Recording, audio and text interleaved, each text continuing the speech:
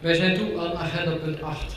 En agenda punt 8 is eigenlijk een van de belangrijkste dingen die op deze agenda staan. Ik denk naast het strategisch plan. We gaan praten over ons wereldproject Stop Tetanus in Laminate. En daar heb ik toch eerst iets van te melden, want dit project is een paar jaar getrokken door Luid Ezinga. En Luid heeft kort voor deze vergadering, voor dit congres, heeft zij gezegd van ik stop ermee. En dat moet je respecteren, dat moet je aanvaarden. Maar dat stelde ons wel voor het probleem van hoe vinden we zo snel een goede opvolger, iemand die het project kan trekken, iemand die er ook met hart en ziel voor wil gaan.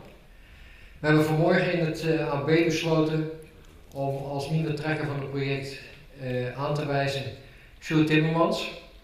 En ik neem aan dat u instemming ook heeft. Sjoerd gaat samen met Martin en ook met onze international president Tom de Giulio dit agendapunt voor zijn rekening nemen. Ik geef graag het woord aan Martin. Ja, dankjewel. Dankjewel Rick. In de eerste plaats om het project Eliminate of Stop Tetanus in deze algemene vergadering te mogen toelichten en daardoor de nodige aandacht daarvoor te krijgen. En ook al in de eerste instantie en officieel iedereen al te bedanken die aan dat project heeft meegewerkt. Dat zijn er vele malen meer leden dan hier aanwezig. En wellicht hebben jullie al gelezen of wat gezien van wat is Stop Tetanus, wat is Eliminate. Maar ik denk dat het makkelijker is, beter is om een filmpje te laten zien door een lid van Kiwanis Club Apeldoorn gemaakt. En dat geeft een schitterend beeld van tetanus. Paul, graag het filmpje.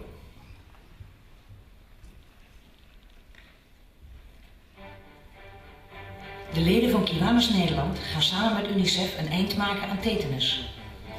Deze ziekte doodt elk jaar 60.000 baby's en vele duizenden moeders. Pasgeborenen krijgen vreselijk pijnlijke spierkrampen, zijn extreem gevoelig voor licht en aanraking en overlijden binnen enkele dagen. Als arts en lid van de Kiwanis trek ik mij het lot van deze kinderen bijzonder aan. Wat is tetanus precies? Tetanus is een infectieziekte die wereldwijd voorkomt. Die kwam vroeger ook bij ons heel veel voor, in het Westen, in Nederland. En die komt nu nog steeds in heel veel landen voor, in ontwikkelingslanden met name, waar de preventieve gezondheidszorg minder goed is.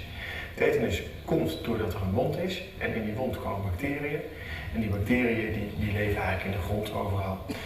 Het vervelende is dat als je eenmaal tetanus hebt, dan is de kans dat je het overleeft heel klein.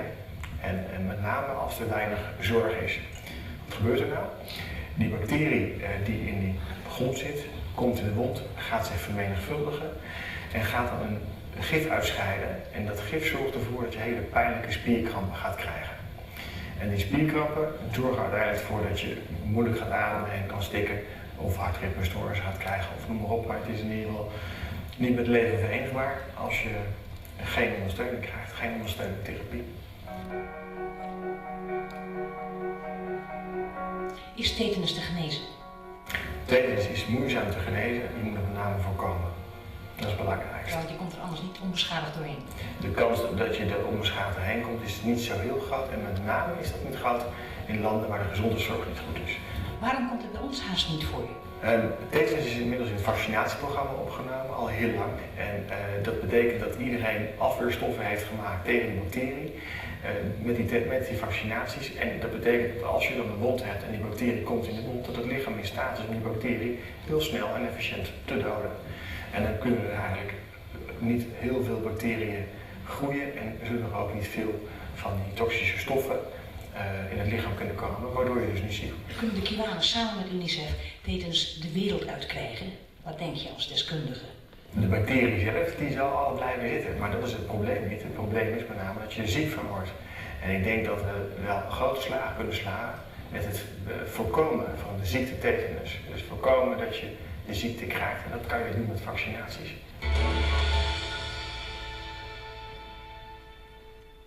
Laten we tot slot kijken naar een filmpje wat in Amerika gemaakt is.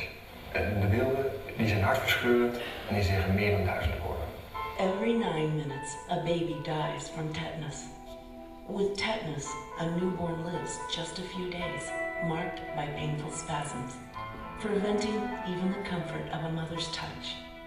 You can protect the connection. Kiwanis International is raising $110 million to eliminate maternal and neonatal tetanus. We need your help. Donate today. Protect the connection. Meer dan 2.500 Nederlandse Kiwanis mannen en vrouwen zetten zich in om in korte tijd 1 miljoen bij elkaar te krijgen om tetanus te stoppen. Helpt u ons helpen?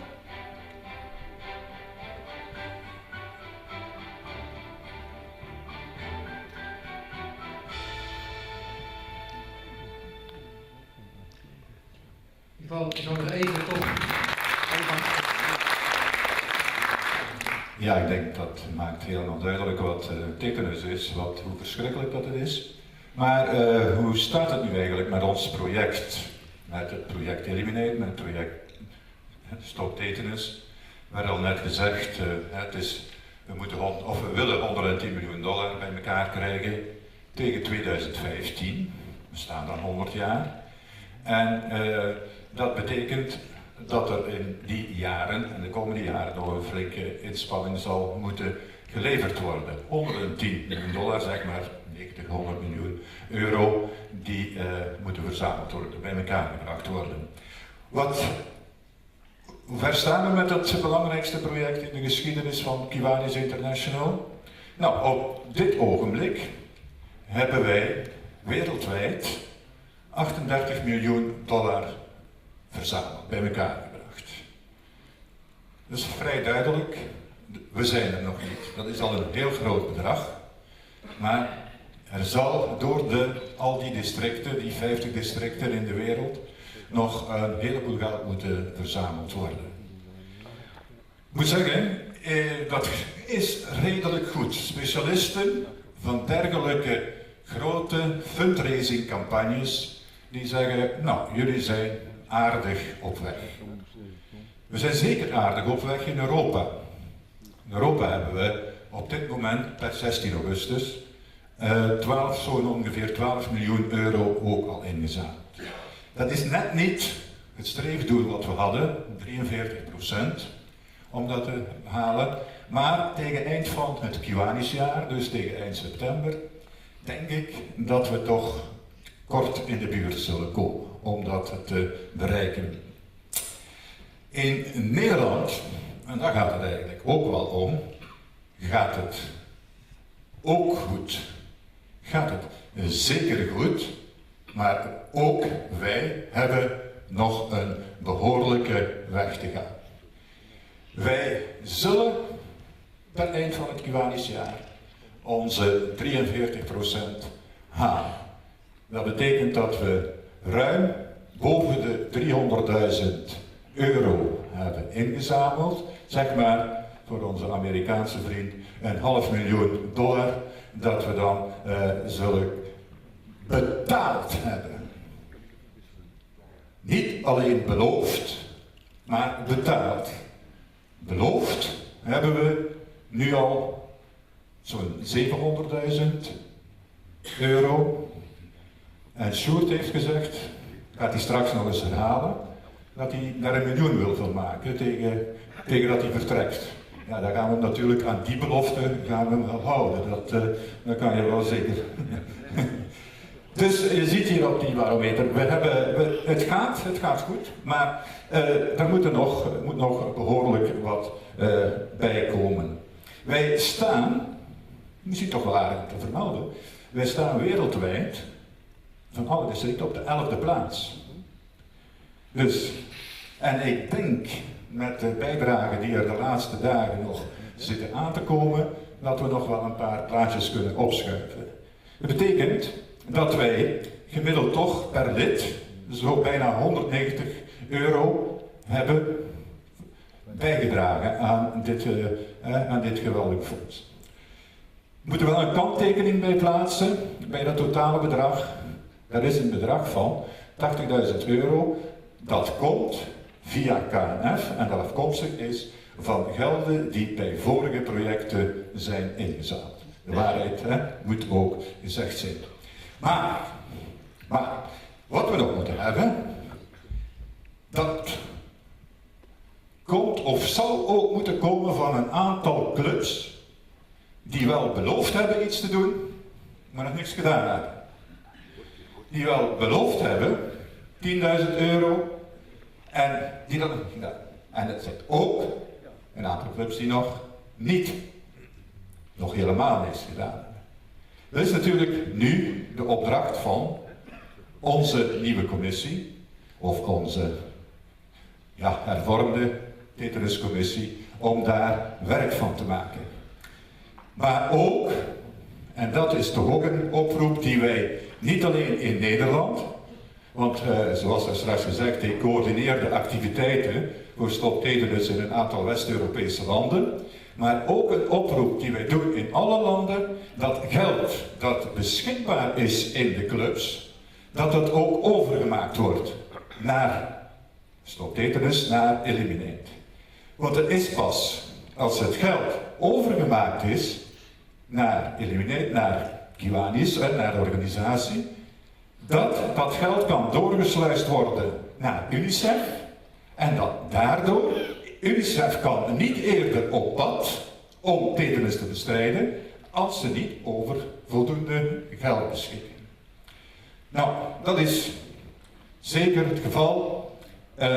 Dat zal zeker kunnen bij een aantal clubs die hier aanwezig zijn en het is een kwestie van doen. Want het geld laten zitten op de rekening van de club, daar brengt het ook niet veel op, of niks. Oké, misschien daarom nog, zullen in de komende weken ongetwijfeld in Nederland een aantal initiatieven ontstaan en uitgevoerd worden. Maar dat is wat in ons land, wat hier gebeurt. Je hebt ook het werk in de field, op het veld. En daar heeft onze internationale president een bezoek gebracht aan een bepaald land. En daarover hebben we hier een filmpje.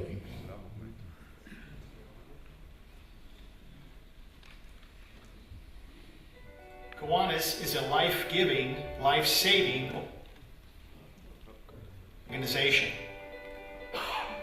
The character and spirit of Kiwanis is demonstrated every day when Kiwanians impact so many lives in their local communities and in communities around the world where they have never visited.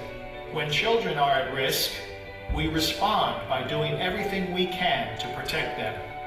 Rosemary and I will never forget our visit to Haiti to see the Eliminate Project in action.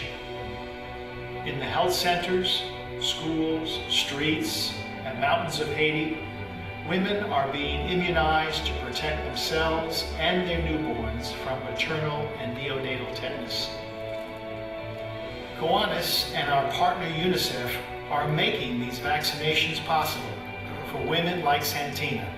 5 months pregnant with her second child, she received her immunization in a cramped space that tripled as a vaccination site, classroom, and church. Young girls like 12-year-old Chama Sans-Fleur are also benefiting. Through her tears, she received the immunization that will help protect her and the lives of her future children. And it's also possible for Judith, another young mother who was vaccinated to keep her family healthy and whole. Every child, everywhere in the world, deserves a chance at a healthy life.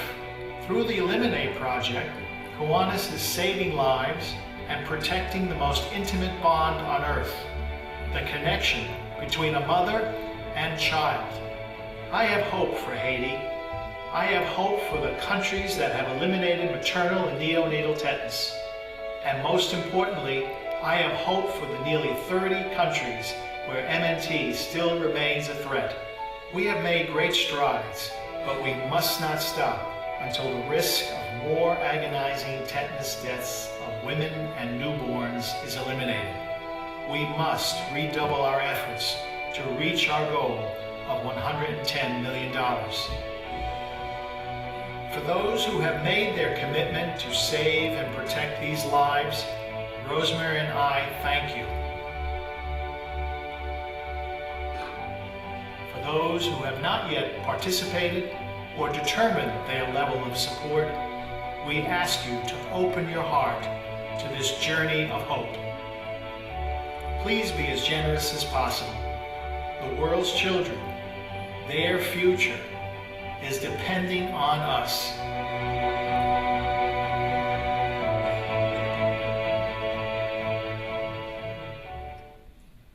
De gelegenheid doet zich natuurlijk niet vaak voor dat je bij de presentatie van zo'n filmpje ook nog het hoofdpersonage hier hebt en dat hij daar ook nog enige toelichting kan bij geven. My fellow Kiwanians, first of all, let me thank you for all that you do serving the children of the world. Before seeing these photos, you saw other projects that serve children. I know that is just a sample of the many, many projects that you have performed and will continue to perform to fulfill the mission of serving the children. And as president of Kiwanis International, I take great pride in what you do as the forerunner of service to children. This Eliminate Stop Tetanus project is more than a fundraising campaign. It is a campaign for justice. Justice for every child being born healthy. And the fact that we can not eliminate tetanus from the world, but to eliminate the pain, the needless pain and suffering of a child, which you saw in the other video, that is something within our control. That is something that Kiwanis is committed to doing, saving the children wherever they live in this world. I'm happy to announce that 2 more countries have eliminated maternal and neonatal tetanus, Sierra Leone and Gabon. We just received that word this morning.